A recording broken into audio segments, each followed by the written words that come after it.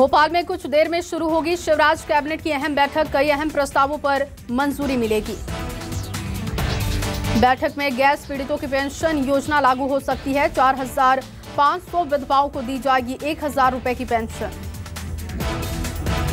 तीसरी बार इस योजना को लागू करने की तैयारी में है सरकार। 2019 में कांग्रेस सरकार ने बंद कर दी थी योजना। कैबिनेट बैठक में कुल 10 प्रस्ताव रखे जाएंगे। मेडिको लीगल संस्था के अधिकारियों के 7वें वेतन देने पर भी विचार होगा।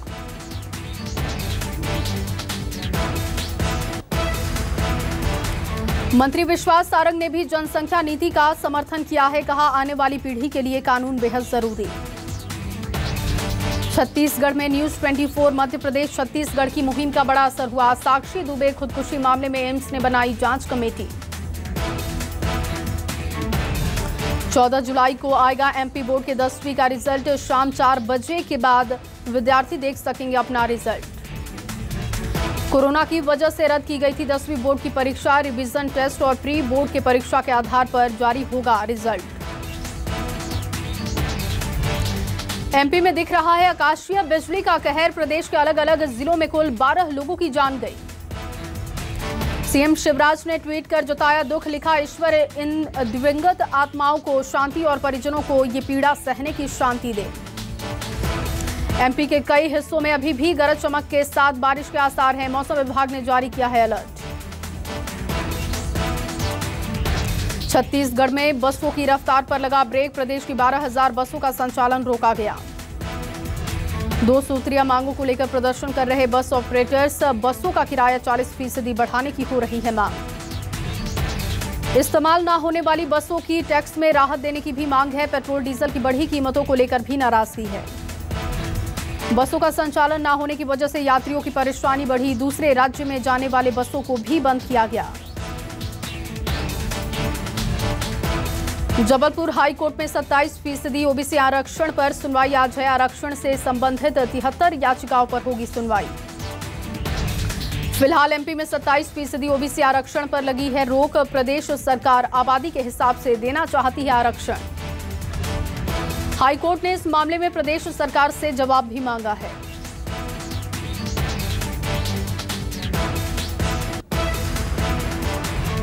छत्तीसगढ़ में कोरोना के ग्राफ में दिखी उछाल। 24 घंटे में सामने आए हैं 297 मामले।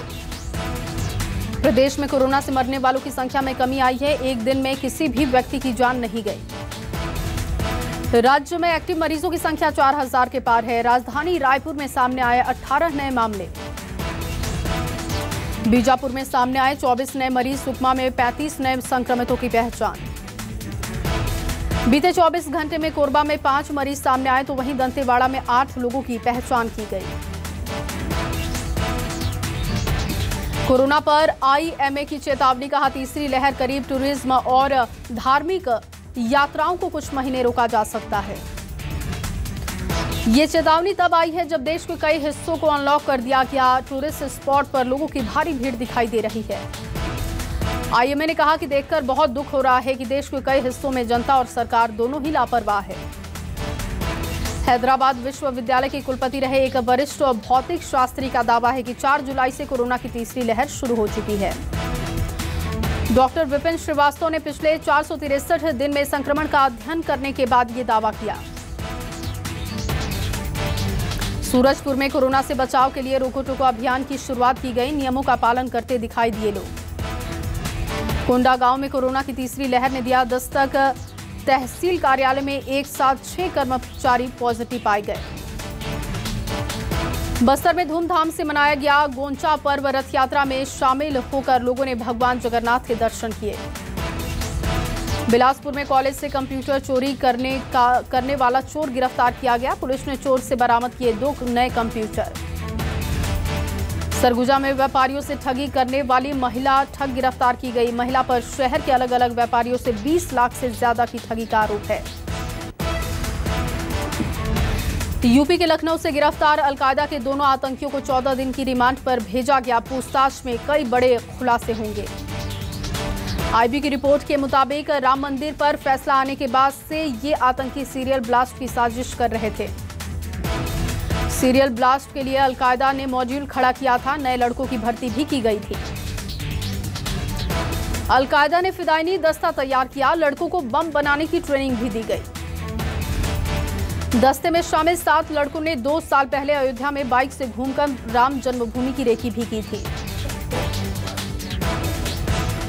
दोनों आतंकी 15 अगस्त को सीरियल ब्लास्ट और मानव बम बनकर देश को दहलाने की साजिश कर रहे थे। यूपी एटीएस की कानपुर में बड़ी कार्रवाई। आतंकियों के एक साथी इरशाद समेत 6 लोगों को हिरासत में लिया गया। सूत्रों का कहना है कि इरशाद 15 अगस्त को सीरियल ब्लास्ट में मिनहाज और मसरूद्दीन की मदद कर रहा था। कानपुर के रिहायशी इलाके में रहने वाले सभी स्लीपर सेल से हैं, जो कि अलकायदा के यूपी कमांडर शकील के इशारे पर हथियार पहुंचाने का करते थे काम। एटीएस ने बीते 24 घंटे में शकील की तलाश में लखनऊ, कानपुर, मेरठ, देवबंद और बाराबंकी में छापेमारी की।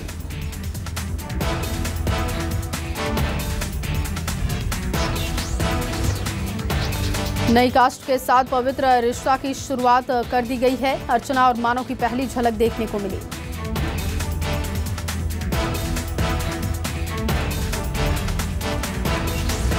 फिर से शुरू हुई आचार्य की शूटिंग। अर्चना और मानव की पहली झलक भी देखने को मिली। मीडिया पर पोस्ट शेयर कर तस्वीरें साझा की गई।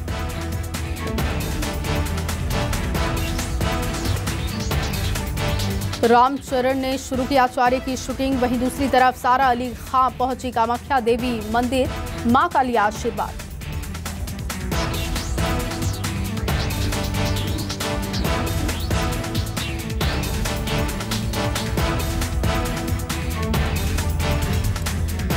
फिल्म रक्षाबंधन के लिए अक्षय कुमार ने बढ़ाया वजन। अक्षय के नए लुक की तस्वीरें आई सामने। अनुष्का और विराट ने पार्क में मनाया वामिका का 6th month birthday. Anushka Virat की गोद में नजर आई वामिका।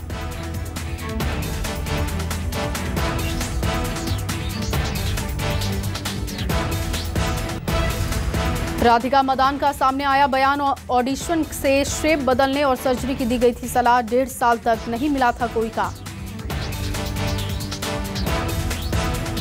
जानवी कपूर का सोशल मीडिया पर वीडियो वायरल हुआ। ग्लैमरस अंदाज में दिखाई दी जानवी। एक्टर कार्तिक आर्यन के नाना का निधन हुआ। हुमा कुरैशी, भूमि पेडनेकर ने जताया शोक।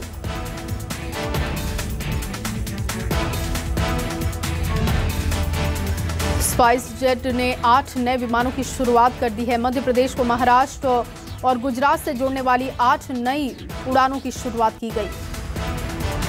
पेट्रोल डीजल के बढ़ते दामों के बीच छात्रों ने इलेक्ट्रिक साइकिल का आविष्कार किया है। बचत के साथ प्रदूषण में भी होगी कमी। Xiaomi के भारत में पूरे हुए 7 साल MI एनिवर्सरी सेल पर MI के प्रोडक्ट्स खरीदने पर छूट भी मिल रही है।